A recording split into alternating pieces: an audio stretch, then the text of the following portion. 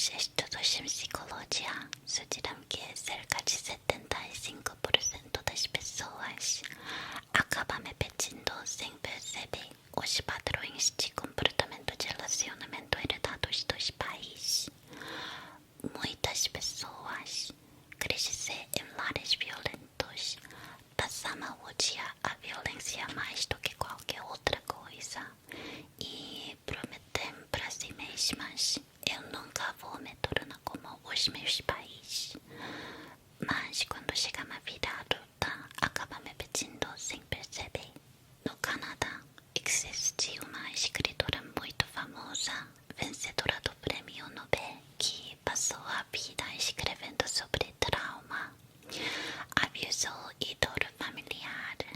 E quando você lê os livros dela, quase tem a impressão de que não existe ninguém que compreenda esse sofrimento tão profundamente quanto ela. Mas depois que ela faleceu, a filha revelou algo chocante. Segundo ela, a mãe sabia dos abusos sexuais cometidos pelo padrasto, mas não a protegeu em determinado momento. Chegou até a culpá-la pelo que havia acontecido.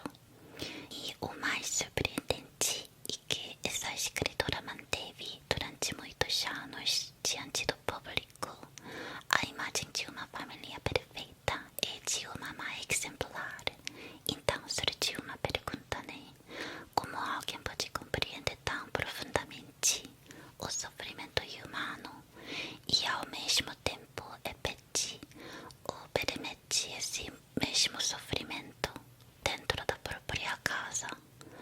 À primeira vista, isso pode parecer apenas hipocrisia, mas quem carrega feridas que nunca foram realmente resolvidas, muitas vezes acaba repetindo exatamente os comportamentos que mais odiava.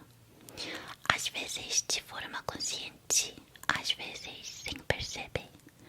Isso acontece porque quando uma pessoa passa muitos anos vivendo em um ambiente disfuncional, chega um momento em que ela já não consegue distinguir muito bem o que é normal e o que não é.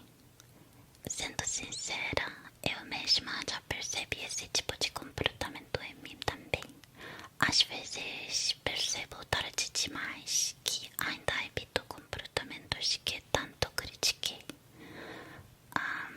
E minha mãe estudou psicologia infantil e costumava criticar bastante a forma como minha avó criava os filhos. Mas no final acabou repetindo. E eu perguntei a ela uma vez se ela realmente estudou psicologia infantil. Meu pai passou a me negligenciar depois dos meus 7 anos e meu tio era extremamente abusiva, mas os pais deles também eram assim. Ao mesmo tempo, minha mãe acreditava que era importante que a nossa família parecesse perfeita aos olhos dos outros, mesmo quando a realidade era completamente diferente. Por causa disso, eu também cresci achando que era normal dizer às outras pessoas que minha família era perfeita. Durante muito tempo, aquilo precisa ser verdade para mim, porque era a única imagem de família que eu conhecia. Talvez muitos de nós estivéssemos presos a padrões familiares que vinham sendo repetidos ao longo de várias gerações.